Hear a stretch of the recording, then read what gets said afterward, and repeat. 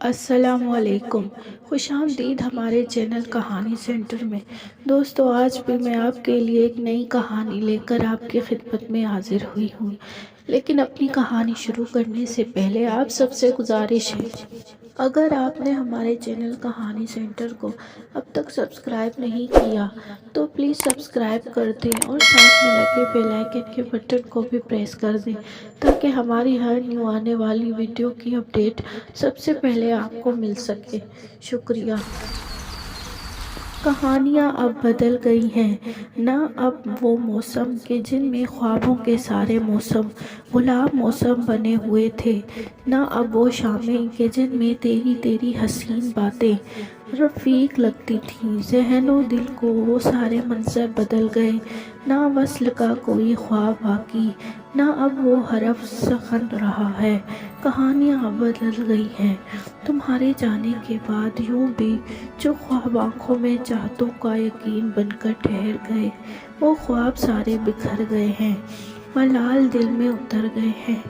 نہ زندگی ہے، نہ زندگی میں مثال موسم کی چاہ، کوئی نہ شاعری ہے، نہ شاعری میں جو دکھ ہے اس سے بنا کوئی۔ جو سچ تھا اب جھوٹ ہو گیا ہے، جو دن میں سورج بنا ہوا تھا وہ شب کی تاریکی وادیوں میں ہی کھو گیا ہے۔ کہانیاں اب بدل گئی ہیں۔ بارش ٹوٹ کے برسی تھی، 3 بسیں بدل کر جس وقت گھر میں داخل ہوئی، مارے تھکن کے اس کا پورا جسم چور چور ہو رہا تھا۔ اوپر سے ہلکی ہلکی حرارت اور سر میں شدید درد نے جیسے رہی سہی ہمت بھی ختم کر دی۔ بجلی معمول کے عین مطابق پچھلے کئی گھنٹوں سے غائب تھی۔ ایمل نے چادر اٹھا کر دیوار کے ساتھ لگے اسٹینڈ کے سپرد کر دی۔ ابھی وہ کچن سے پانی کی بوتل لانے اٹھ ہی رہی تھی جب نمل اس کے قریب چلی آئی۔ آج خیر تھی اتنی دیر کر دی؟ گھر واپسی میں بارش کی وجہ سے جگہ جگہ سڑکیں تالاب کا منظر پیش کر رہی تھیں۔ بڑی مشکل سے 3 بسیں بدل کر گھر آئی ہوں۔ امی پریشان ہو رہی تھی تمہارے لیے۔ ظاہر ہے ماں ہے تو پریشان تو ہوگی، مگر میں اب کوئی بچی تھوڑی ہوں، 30 سال کی خاصی میں جو دوشیزہ ہوں۔ امی سے کہہ دیا کریں میرے لیے پریشان نہ ہوا کریں۔ کہتی ہوں مگر ماں کے لیے، بچے جتنے بھی بڑے ہو جائیں وہ بچے ہی رہتے ہیں۔ خیر تمہیں ایک بمباسٹک خبر سنانی ہے۔ بمباسٹک خبر؟ کیا؟ فائزہ چچی کی چھوٹی رملا ہے نا؟ کیا ہوا اسے؟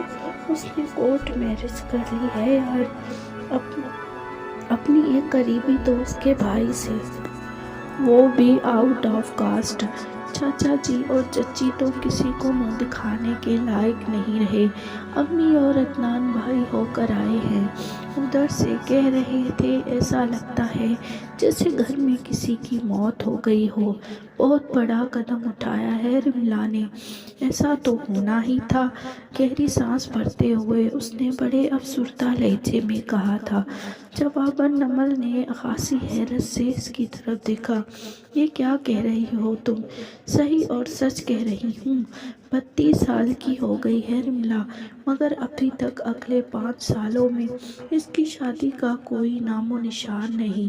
رحیلہ باجی 29 سال کی ہونے والی ہیں، اب کہیں جا کر صرف منگنی ہوئی ہے ان کی۔ اب خود سوچیں، 40 سال کی عمر میں بچے پیدا کر کے کیا وہ ان کی جوانی دیکھ پائیں گی؟ وہ عمر جو احساسات و جذبات کی ہوتی ہے، خواب دیکھنے اور زندگی کا لطف کشید کرنے کی ہوتی ہے، اس عمر کا لہو نچوڑ کر اگر جوانی ڈھل جانے کے بعد ہمارے والدین ہماری قسمت کا فیصلہ کرتے ہیں تو میرے خیال میں اس سے بڑا ظلم کوئی نہیں ہے۔ خود ہمارا مذہب بھی ہمیں اس کی اجازت نہیں دیتا۔ تم پاگل تو نہیں ہو گئی ہو ایمل؟ ماں باپ اولاد کا برا نہیں سوچتے، بھلا ہی کرتے ہیں۔ انہیں بہتر پتہ ہوتا ہے کب بچوں کی شادی ہونی چاہیے، کب نہیں۔ یہاں کتنی ایسی لڑکیاں ہیں جو کم عمری میں شادی کے سبب بچے کی پیدائش کے وقت زندگی سے ہاتھ دھو بیٹھی ہیں۔ چور خواتین کے ساتھ یہ مسئلہ زیادہ نہیں ہوتا، اس لیے بہتر ہے کہ پہلے انسان سمجھدار اور ذمہ دار ہو، پھر اپنی میرل لائف شروع کرے۔ نمل کی سوچ وہی تھی جو اس کے بڑوں کی سوچ تھی، اور بڑوں کی سوچ، ان کے خیالات و تجربات، ان کی نصیحت فرما برداری، یہ ساری چیزیں تو جیسے اس کی گھٹی میں پڑی تھی۔ ایمل کے لبوں پر بے جان سی مسکراہٹ دم توڑ گئی۔ آپ کو پتہ ہے نمل آپا، غلط بات کو غلط ماننا چاہیے۔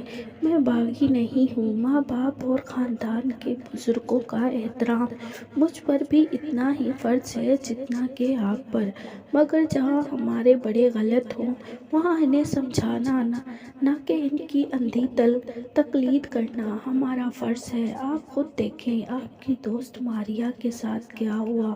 ہر رشتے کے لیے جو ان کی کاسٹ کا نہیں تھا، ان کے گھر والے انکار کرتے رہے، پھر بہتر سے بہترین رشتے کو ٹھکراتے ہوئے ان کا ایک ہی موقف ہوتا تھا کہ ہم اپنی برادری سے باہر شادی نہیں کرتے، خواہ برادری میں کسی ٹھیلا لگانے والے کا رشتہ آ جاتا، مگر برادری اور ذات سے باہر کسی ڈاکٹر انجینئر کو بھی نہیں دینا۔ عجیب منطق ہے بھائی، جب ہمارے پیارے نبی صلی اللہ علیہ وآلہ وسلم کے فرمان کے مطابق کسی کالے کو کسی گورے پر، کسی عربی کو کسی عجمی پر کوئی فضیلت نہیں سوائے تقویٰ کے، پھر کیوں یہ ذات برادریاں ہماری زندگیاں، ہماری خوشیاں نگل رہی ہیں جیسے آپ کی دوست کی نگل گئی؟ اس کا مسئلہ اور تھا۔ ایمل کے جذبات طیت پر نمل سے سرد آہ بھری تھی جب وہ پھر بولی، جی نہیں، ہم لڑکیوں کے مسئلے کبھی ایک دوسرے سے الگ نہیں ہوتے، مگر افسوس کی بات تو یہ ہے کہ یہاں لڑکیوں کے ساتھ ساتھ لڑکوں کی زندگیاں بھی داؤ پر لگی ہیں۔ عدنان بھائی کو دیکھ لیں، 40 کے قریب ہو رہے ہیں، مگر ابھی تک شادی کا کوئی نام و نشان نہیں۔ آخر کب تک وہ اپنے جذبات مارتے رہیں گے؟ کب تک ہم ان کی کمائی کھانے کے چکر میں ان کی زندگی کے قیمتی سال ضائع کرتے رہیں گے؟ وہ ضرورت سے زیادہ حساس تھی۔ نمل کے لبوں پر چپ لگ گئی۔ حسیب احمد صاحب ایک متوسط طبقے کے سفید پوش انسان تھے۔ قدرت نے انہیں ادھیڑ عمر میں ایک بیٹے اور 2 بیٹیوں کی نعمت سے نوازا تھا۔ ان کا تعلق ایسی برادری سے تھا جن میں بچوں کی شادیوں کا رواج نہیں تھا۔ وہ 42 سال سے اوپر کے تھے جب ان کے چہرے کے پھول کھلے اور قدرت کی طرف سے یکے بعد دیگرے انہیں 3 بچوں کا تحفہ ملا۔ ان کی بیگم سکینہ بی بی ان سے 4 سال بڑی تھی۔ 3 سال کے وقفے سے 3 بچے پیدا کرنے کے بعد وہ مزید بچے پیدا کرنے کے قابل ہی نہیں رہی تھی۔ عدنان دونوں بہنوں سے بڑا تھا، لہٰذا جیسے ہی وہ سن بلوغت تک پہنچا، حسیب احمد صاحب کی ہمت جواب دے گئی۔ ان کی زمینیں تھیں، وہاں سے خرچہ آتا رہا۔ یوں بچوں کی پڑھائی مکمل ہوئی۔ نمل ابھی 10 سال کی تھی جب سکینہ بی بی گھر کے کام کاج سے ہاتھ روک کر بیٹھ گئیں۔ ان کی ہڈیوں میں اب پہلے سا دم نہیں رہا تھا۔ ایمل سب سے چھوٹی تھی۔ اس کا دل چاہتا تھا کہ جیسے اس کی فرینڈز کی مائیں ان کے لاڈ اٹھاتی ہیں، ویسے ہی اس کی ماں بھی اس کے لاڈ اٹھائے، مگر ایسا نہیں تھا۔ سکینہ بی بی عمر کے جس حصے میں پہنچ چکی تھی، وہاں ایسی خواہشات نری خرافات کے سوا اور کچھ نہیں ہوتی۔ یہیں سے ایمل کے مزاج میں ضد اور غصے نے جگہ بنائی تھی۔ وقت کے ساتھ ساتھ جیسے جیسے اسے شعور آتا گیا، اس کے اندر بہت سی چیزیں جگہ بنا چکی تھیں۔ وہ بہت غصیلی اور حساس ہو گئی تھی۔ یہ غصہ اور حساسیت اس وقت مزید بڑھ گئی جب اس کے بھائی عدنان کے سارے دوست اور بہن نمل کی ساری دوستیں پڑھ لکھ گئیں مگر ان کے گھر میں شادی کا ذکر تک نہیں ہوتا تھا۔ ہر آنے والے رشتے کو اس کے ماں باپ انکار کر کے باہر کا راستہ دکھا دیتے۔ 1 سال، 2 سال، 3 سال، وقت جیسے جیسے آگے بڑھتا جا رہا تھا اس کے مزاج میں تناؤ آتا جا رہا تھا۔ عدنان کے سر میں سفید بال نظر آنا شروع ہو گئے تھے مگر وہ ایسا صابر کہ زبان سے ایک لفظ تک نکالنا گوارا نہیں تھا، جس سے نمل کی آنکھوں کے خواب بھی آہستہ آہستہ مرنے لگے تھے۔ مگر صبر میں وہ بھی کسی طور اپنے بھائی سے پیچھے نہیں تھی۔ نمل 35 سے اوپر کی ہو گئی تھی جب ان کے گھر اس کے لیے رشتے آنا شروع ہوئے۔ وہ بھی اپنے ہی برادری سے، مگر نمل کو اس سارے قصے سے کوئی دلچسپی نہیں تھی۔ اس کے لیے اپنا گھر اور گھرداری بھی سب سے اہم تھے۔ ایمل کو اس کی اسی چپ سے چڑ ہوتی۔ 39 سال کی عمر میں خدا خدا کر کے اس کا رشتہ پکا ہو گیا تھا، اتھیڑ عمر کے سانولے سلونے ریاض حسین کے ساتھ، جس کا اپنا شو روم تھا موٹر سائیکلز کا۔ عدنان بھائی اس رشتے سے بہت خوش تھے، ایمل بھی ان کی خوشی میں خوش تھی۔ اس کے لیے یہی بات تھا کہ نمل کا رشتہ پکا ہو گیا تھا۔ 39 سال کی عمر میں ہی سہی، خود وہ اب 28 سال کی ہو رہی تھیں اور اسے ایک ایڈورٹائزنگ کمپنی میں میڈیا منیجر کی جاب مل گئی تھی۔ تنخواہ اچھی تھی لہٰذا گھر والے بھی معترض نہیں تھے۔ روز وہ صبح آرام سے اٹھ کر ناشتہ کر کے جاتی اور پھر شام ڈھلے گھر واپس آتی۔ اس کے والدین اب بے حد ضعیف ہو چکے تھے۔ والد کو تو آنکھوں سے صحیح طرح دکھائی بھی نہیں دیتا تھا، جبکہ والدہ بلڈ پریشر اور شوگر کی وجہ سے ویسے بھی بستر سے لگ کر رہ گئی تھی۔ ایسے میں اس نے کئی بار اپنی ماں سے بات کی اور انہیں سمجھایا کہ اب نمل کی شادی کے ساتھ ساتھ گھر میں بہو بھی آ جانی چاہیے تاکہ کچھ رونق ہو، نسل آگے بڑھے اور عدنان کو بڑھاپے میں خوار نہ ہونا پڑے۔ مگر ہر بار سکینہ بی بی نے اسے جھڑک کر رکھ دیا۔ ان کے نزدیک یہ بڑوں کے معاملات تھے اور بچوں کو یہ حق حاصل نہیں تھا کہ وہ بڑوں کے معاملات میں ٹانگ اڑائیں۔ نتیجتاً وہ اپنا دل محسوس کر رہ جاتی، مگر حقیقتاً اسے اس ماحول سے وحشت سی ہونے لگی تھی۔ نمل کی شادی کے لیے دونوں بہنوں نے تیاری شروع کر دی تھی۔ تب ہی اس روز مارکیٹ میں شاپنگ کے دوران اس پر ایک نیا انکشاف ہوا، نمل حسین کی محبت کا انکشاف۔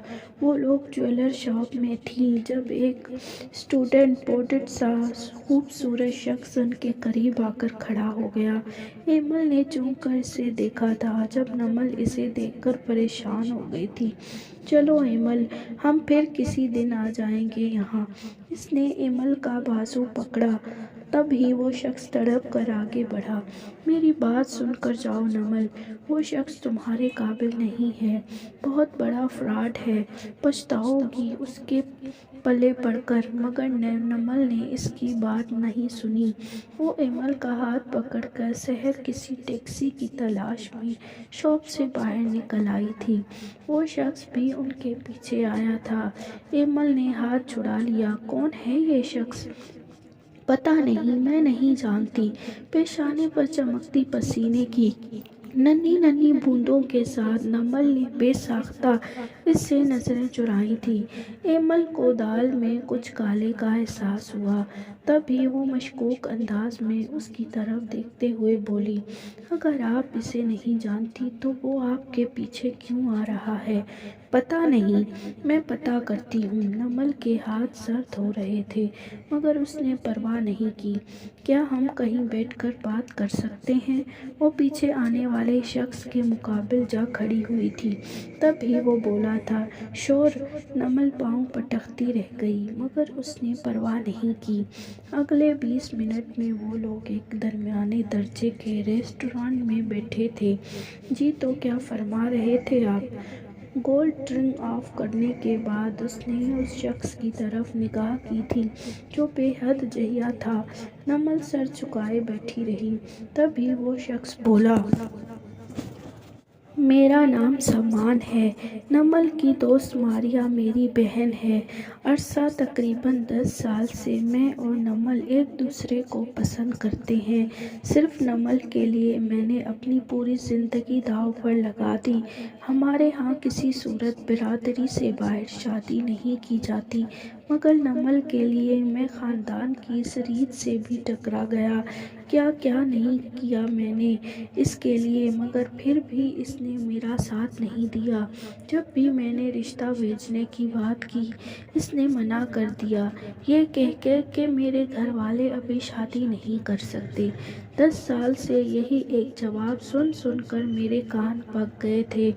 ادھر گھر کا اکلوتا بیٹا ہونے کے ناطے ابو جی نے بے حد مجبور کر کے اپنی بہن کی بیٹی کے ساتھ زبردستی نکاح پکڑوا دیا۔ اب جب کہ میں حالت اور تقدیر پر صبر کر چکا ہوں، یہ ایک ایسے شخص کے ساتھ شادی رچانے جا رہی ہے جسے میں بہت اچھی طرح سے جانتا ہوں۔ ایک نمبر کا شکی مزاج اور آوارہ شخص ہے وہ۔ بنا رکے ایک ہی سانس میں اس شخص نے ساری کہانی سامنے رکھ دی تھی۔ ایمل ہکا بکا سی بیٹھی اس کا منہ دیکھتی رہ گئی۔ زیست کا اتنا بڑا راز اور سچ نمل نے اس سے چھپایا، اپنی سگی بہن سے۔ اسے کسی طور یقین نہیں آ رہا تھا۔ ریسٹورانٹ سے نکل کر گھر پہنچنے تک وہ دونوں بالکل خاموش رہی تھیں۔ گھر پہنچی تو شام ڈھل رہی تھی اور عدنان نک سکت سا تیار کہیں باہر جانے کے لیے پر تول رہا تھا۔ ایمل فریش ہو کر بستر میں جا گھسی۔ نمل نے گھر سمیٹنا شروع کر دیا۔ آسمان پر بادل چھائے تھے، کسی بھی وقت بارش کا امکان ہو سکتا تھا۔ عدنان اپنے دوستوں کے ساتھ گھر سے نکل گیا تو وہ رات کے کھانے کی تیاری میں جٹ گئی۔ کھانے پکانے کے اماں کے پاس آئی تو وہ اسے کہنے لگی، عدنان مری گیا ہے دوستوں کے ساتھ گھومنے۔ تمہاری پھپھو کی کال آئی تھی آج انگلینڈ سے۔ خیریت؟ پھپھو کو کیسے یاد آ گئی ہماری؟ ارے یاد کیسے نہ آتی، نیٹ پر عدنان کی تصویریں دیکھی ہیں اس نے، بہت پسند آیا ہے اسے، اپنی چھوٹی بیٹی کے لیے کہہ رہی تھی رشتے کا۔ پھر آپ نے کیا جواب دیا؟ ابھی تو کچھ نہیں کہا، مگر وہ لڑکی میری دیکھی ہوئی ہے۔ ماشاءاللہ بہت پیاری اور سمجھدار بچی ہے۔ سوچ رہی ہوں تمہارے ابا سے مشورہ کر کے اسے ہفتے منگنی پکی کر دوں۔ آخر کو سمجھدار ہو گیا ہے میرا عدنان، گھر بار چلانے والا ہو گیا ہے۔ جی ٹھیک کہہ رہی ہیں آپ۔ نمل کہہ نہیں سکی کہ سمجھدار تو وہ کئی سال پہلے ہی ہو گیا تھا۔ جہاں تک گھر چلانے کی بات تھی تو اس بات کو بھی صدیاں بیتنے والا حساب تھا۔ رات میں کھانے سے فارغ ہو کر وہ کچن میں چائے بنانے آئی تو ایمل پہلے سے ہی وہاں موجود برتن دھو رہی تھی۔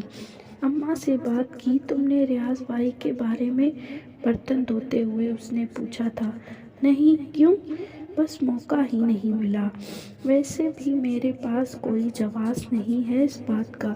اگر وہ پوچھ لیں کہ تمہیں یہ سب کیسے پتہ چلا تو یہ تو کوئی بات نہ ہوئی، تم کہہ دیتی کہ میری دوست کے بھائی کا دوست ہے، اس نے سب بتایا ہے۔ نہیں، میرے اندر اتنی ہمت نہیں۔ کمال ہے، تمہاری پوری زندگی کا معاملہ ہے اور تم اتنی لاپرواہی سے کام لے رہی ہو۔ اللہ مالک ہے، اگر بڑوں نے اس شخص کو میرے لیے پسند کیا ہے تو کچھ سوچ کر بھی کیا ہوگا۔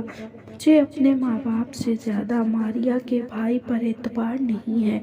بہت فضول لڑکی ہو تم نمل، بتا رہی ہوں میں تمہیں۔ ان دونوں میں گہری دوستی بھی تھی اور چھوٹے بڑے کا احترام بھی، لہٰذا ایمل کبھی اسے آپا کہتی تو کبھی صاحب برابری کے مقام پر آ جاتی۔ اس وقت بھی یہی ہو رہا تھا۔ نمل نے چائے کا پانی چولہے پر رکھ دیا۔ تمہیں ایک خوشخبری سنانی تھی۔ انگلینڈ سے پھپھو کا فون آیا تھا۔ اپنی چھوٹی بیٹی کے لیے انہوں نے عدنان بھائی کا رشتہ مانگا ہے۔ واو، یہ تو واقعی بہت بڑی خوشخبری ہے۔ امی نے کیا کہا پھر؟ کیا کہنا تھا، امی راضی ہیں، کہہ رہی تھی ابو سے بات کر کے اسی ہفتے بات پکی کر دیں گی۔ سچ؟ ایمل کی آنکھیں چمک اٹھی تھیں۔ نمل نے مسکراتے ہوئے اس بات میں سر ہلا دیا۔ یہ تو واقعی بہت بڑی خوشخبری ہے۔ عدنان بھائی کو پتہ چلے گا تو وہ بہت خوش ہوں گے۔ واقعی؟ ان کے لیے سرپرائز رکھتے ہیں۔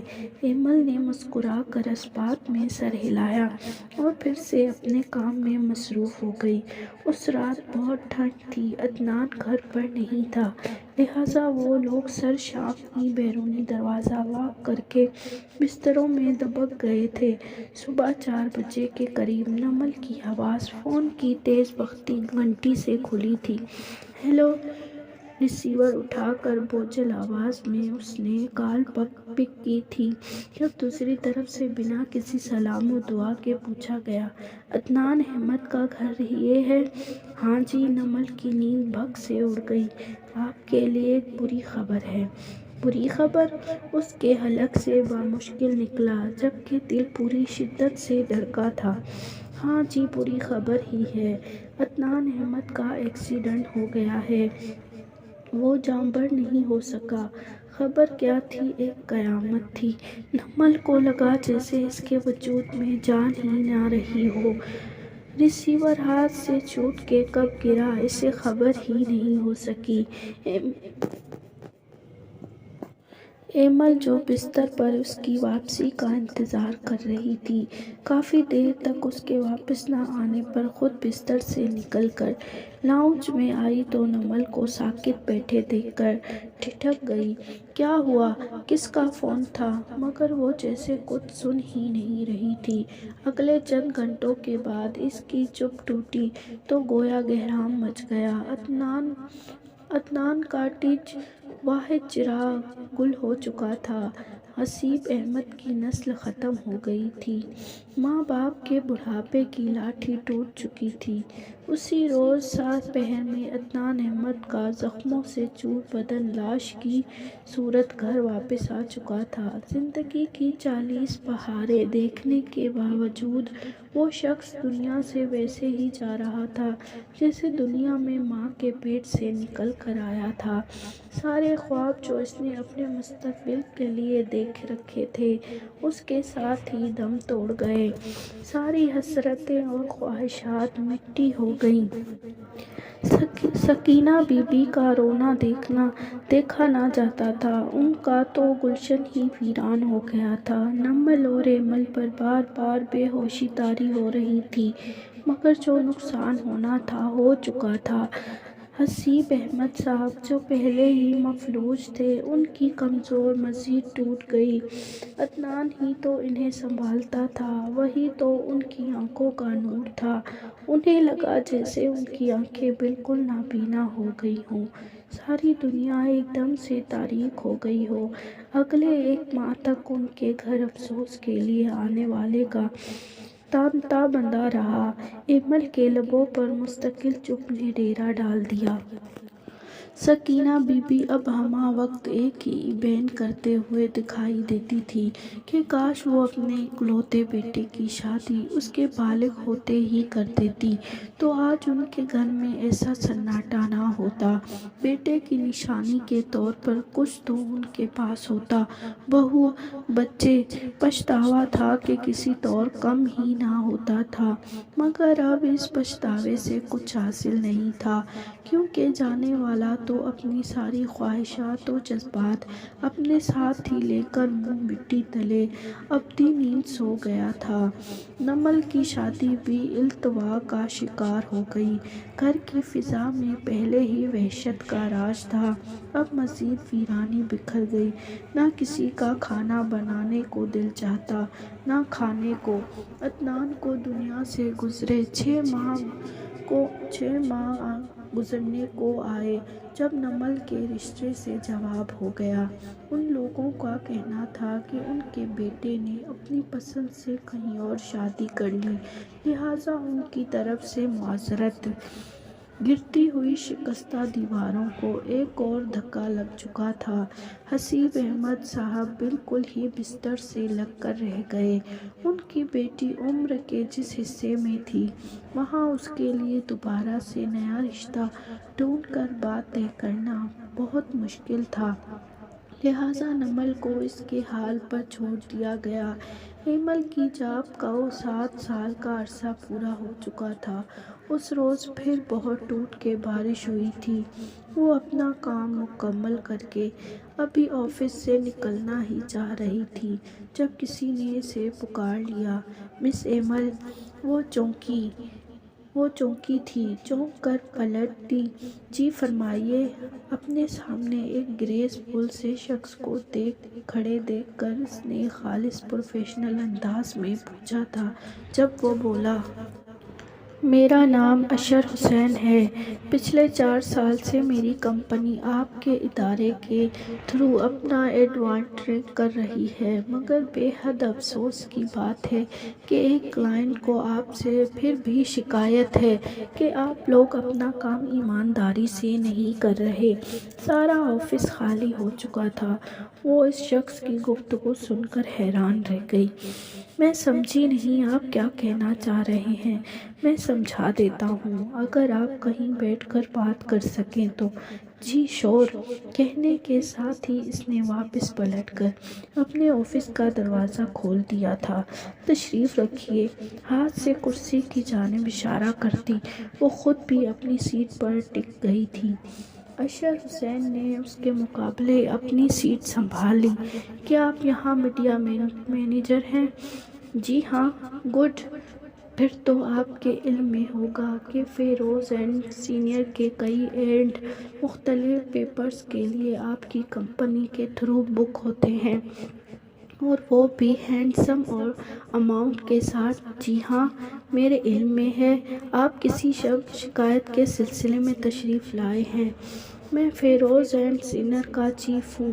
میرے میڈیا مینیجر کے مطابق آپ لوگوں نے پچھلے 1.5 سال سے ایک ادارے کو پیمنٹ نہیں کی، جبکہ ہماری طرف سے آپ کو مقررہ وقت پر چیک ملتے رہے۔ اس شخص نے اپنی بات واضح کی تھی۔ وہ حیران ہی تو رہ گئی۔ بھلا ایک آنر بندے کو خود چل کر کسی ایڈورٹائزنگ کمپنی میں آنے کی کیا ضرورت تھی؟ ایسے کیا دیکھ رہی ہیں؟ یقین نہیں آ رہا میری بات کا۔ نہیں، ایسی بات نہیں ہے۔ اصل میں ہماری طرف سے کسی بھی ادارے کی پیمنٹ رکی ہوئی نہیں ہے، مگر ہمیں تو شکایت موصول ہوئی ہے، تو پھر میں معذرت چاہوں گی کہ آپ کو غلط گائیڈ کیا گیا ہے۔ میرے پاس ثبوت ہے اس بات کا کہ آپ کی طرف سے پیمنٹ کلیئر نہیں ہوئی۔ وہ شخص بازد تھا۔ ایمل کی پیشانی پر سلوٹیں ابھر آئیں۔ اگر ایسا کوئی معاملہ ہے تو پلیز آپ شفیق صاحب سے براہ راست ملیں۔ وہی اس کمپنی کے مالک ہیں اور سیاہ و سفید کے مالک بھی۔ فی الوقت آفس ٹائمنگ ختم ہو چکی ہے۔ میں معذرت چاہوں گی، مجھے گھر جانا ہے۔ اپنی بات مکمل کرتے ہی وہ اٹھ کھڑی ہوئی تھی جب وہ مسکراتے ہوئے بولا، ٹھیک ہے، کاروباری معاملات کے سلسلے میں بھی شفیق صاحب سے مل لوں گا، لیکن اگر رشتہ داری کا کوئی معاملہ ہو تو کس سے ملوں؟ میں سمجھی نہیں۔ اپنا بیگ اٹھاتے اٹھاتے اس نے رک کر سامنے بیٹھے شخص کی طرف دیکھا تھا جب وہ بولا، میں آپ کو پرپوز کرنا چاہتا ہوں۔ کیا یہ ممکن نہیں ہے؟ کیوں ممکن نہیں ہے؟ اس لیے کیونکہ میں آپ کو نہیں جانتی۔ دوسری بات، میری زندگی میں فی الحال شادی کے لیے کوئی گنجائش نہیں ہے۔ So what? میں اپنا تعارف کروا دیتا ہوں، باقی آپ تسلی سے سوچ لیجیے گا۔ مجھے کوئی جلدی نہیں ہے، مگر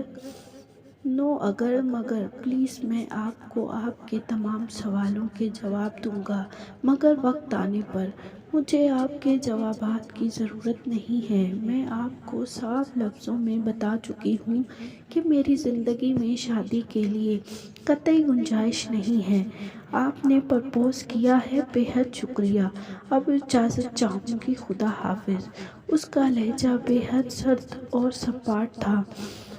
اشر دونوں ہاتھوں کی مٹھیوں پر تھوڑی ٹکائے چپ چاپ اس کا چہرہ دیکھتا رہ گیا۔ وہ گھر پہنچی تو تھکن سے جوڑ جوڑ دکھ رہا تھا۔ نمل آٹا گوندھ رہی تھی۔ وہ کچن میں ہی آ گئی۔ ایک کپ چائے مل سکتی ہے؟ کیوں نہیں، ابھی بنا دیتی ہوں۔ مہربانی، میں ذرا فریش ہو لوں۔ کہتے ہی وہ کچن سے نکل گئی تھی۔ اپنے کمرے میں آئی تو اس کی آنکھیں آنسوؤں سے بھری تھیں۔ وہ نہیں جانتی تھی کہ آج جو شخص اسے آفس میں ملا وہ کون تھا اور اسے کب سے کیسے جانتا تھا، مگر وہ اتنا ضرور جانتی تھی کہ اسے عدنان کی موت کے بعد اس گھر میں عدنان کا کردار ادا کرنا تھا، اپنی ادھیڑ عمر بہن اور ضعیف ماں باپ کا سہارا بننا تھا۔ وہ ان سب کو روند کر اپنی خوشیوں کی سیج نہیں سجا سکتی تھی۔ جو راحت اس کے بھائی اور بہن کو نہ مل سکی تھی، وہ راحت بھلا وہ کیسے پا لیتی؟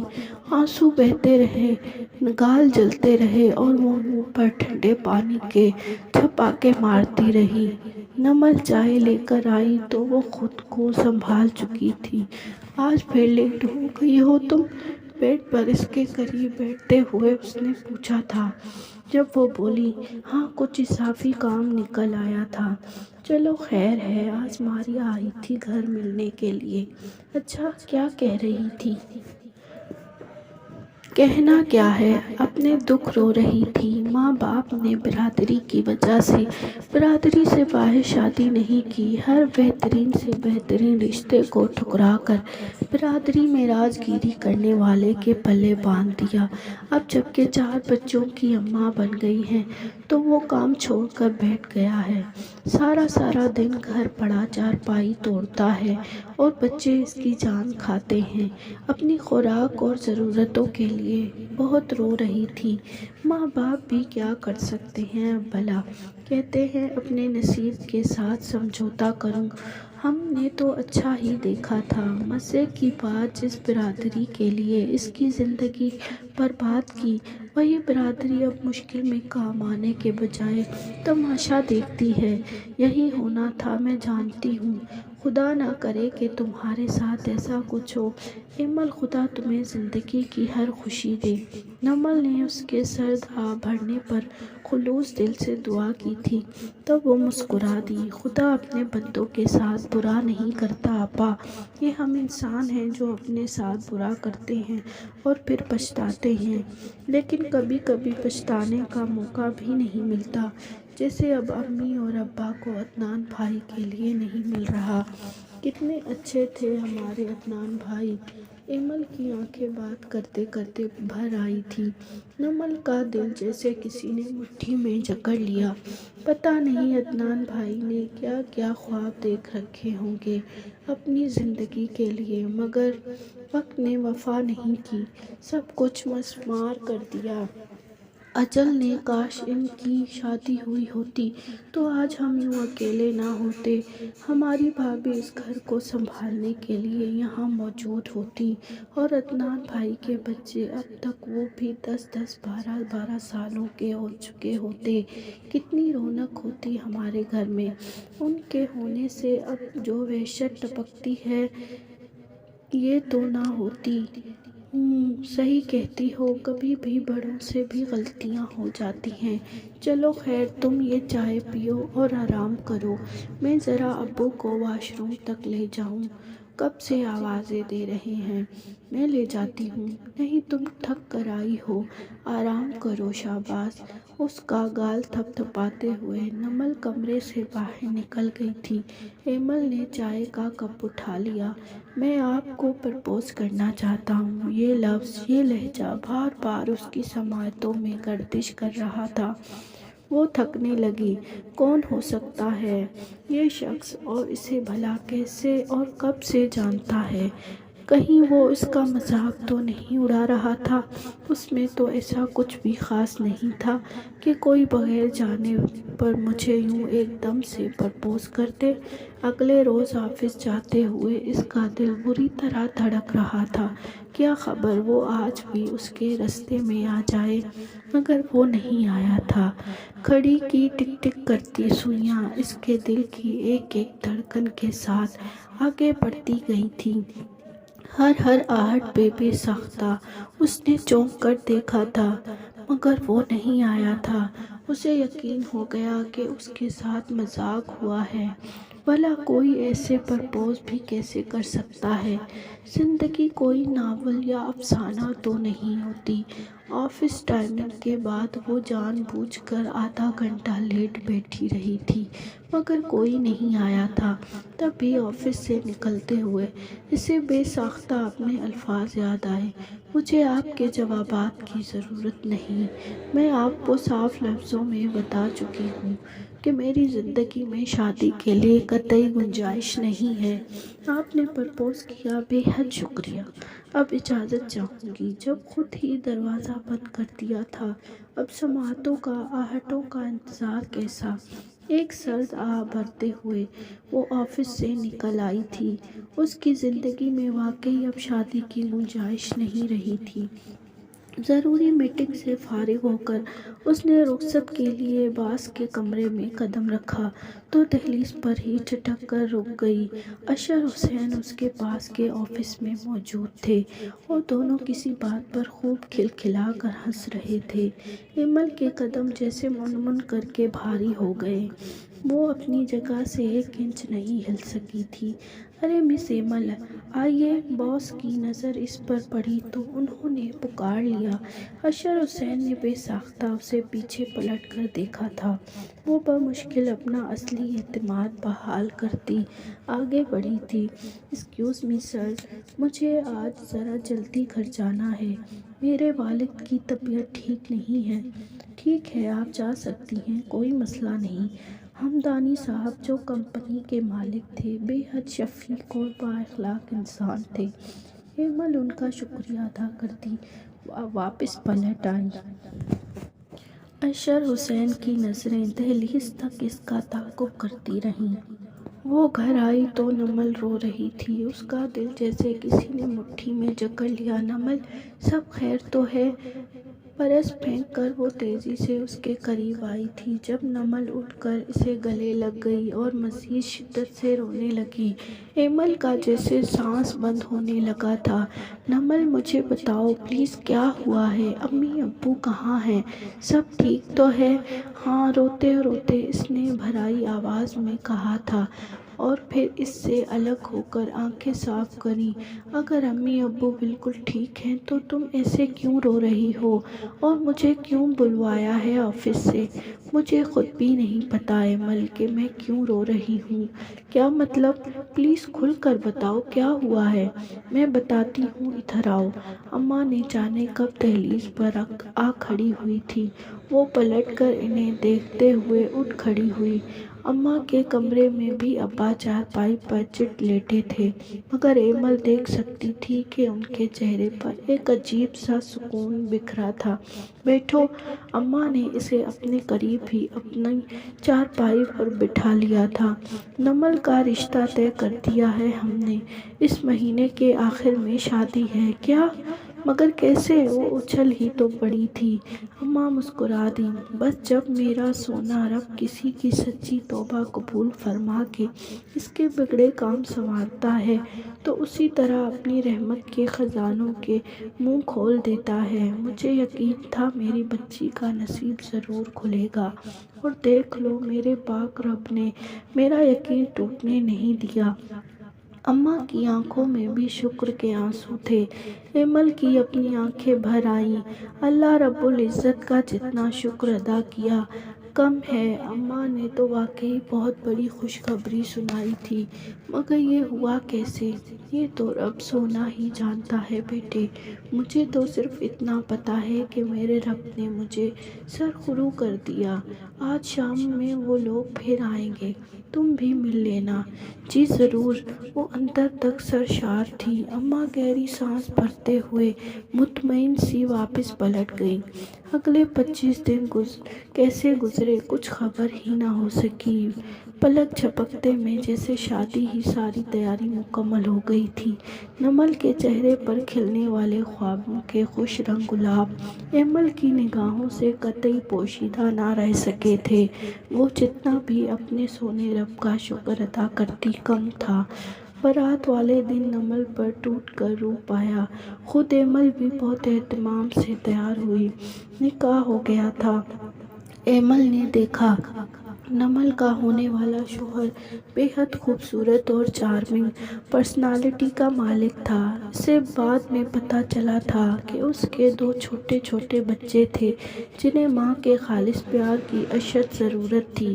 نمل اس کے بچوں کو خالص ماں جیسا پیار دے سکتی ہے، اس بات کی گارنٹی ماریا کے بھائی نے دی تھی۔ اسی بھائی نے جو کبھی نمل کو دل و جان سے پسند کرتا تھا۔ نمل کا شوہر شاویز اس کا قریبی عزیز دوست تھا، لہٰذا اس نے اپنا پیار اپنے عزیز دوست کی جھولی میں ڈال دیا۔ شاویز جتنا خوبصورت تھا اتنا ہی امیر بھی تھا۔ ماں باپ حیات تھے، صرف ایک بہن تھی جو اپنے شوہر اور بچوں کے ساتھ ملک سے باہر رہتی تھی۔ ایک چھوٹا بھائی حال ہی میں یونیورسٹی سے فارغ ہو کر اب کاروبار میں اس کا ہاتھ بٹا رہا تھا۔ ایمل کے پاؤں مارے خوشی اور مسرت کے زمین پر نہ ٹکتے تھے۔ نکاح کے بعد ابھی کھانا شروع ہی ہوا تھا، جب وہ کسی کام سے پلٹی تو اشر حسین سے ٹکرا گئی۔ ٹکر شدید تھی مگر سامنے کھڑے بندے کو دیکھ کر اس کی آنکھیں پھٹی کی پھٹی رہ گئی تھیں۔ آپ یہاں؟ جانے کیسے بے ساختگی میں اس کے منہ سے نکلا تھا۔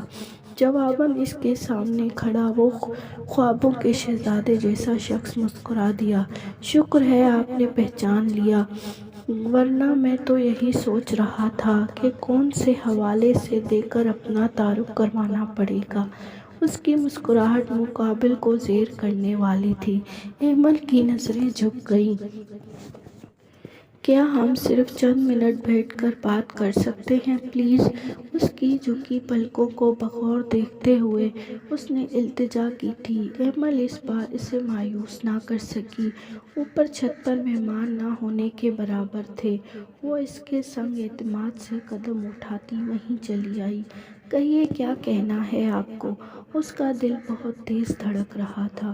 اشر حسین کی سمجھ میں نہیں آ رہا تھا کہ وہ بات کہاں سے شروع کرے۔ تبھی چند لمحوں کی خاموشی کے بعد اس کی لرزتی پلکوں کو بغیر دیکھتے ہوئے بولا، شاویز حسین میرے بڑے بھائی ہیں اور آپ کی بہن نمل الحمدللہ میری بھابھی بن چکی ہیں۔ ماریا آپی نے مجھے نمل بھابھی اور آپ کی تصویر دکھائی تھی۔ انہی کے منہ سے آپ کے بارے میں اتنا کچھ سنا کہ بنا دیکھے آپ کو زندگی میں شامل کرنے کی خواہش پیدا ہو گئی۔ اصل میں میری طبیعت عام مردوں سے ذرا ہٹ کر ہے۔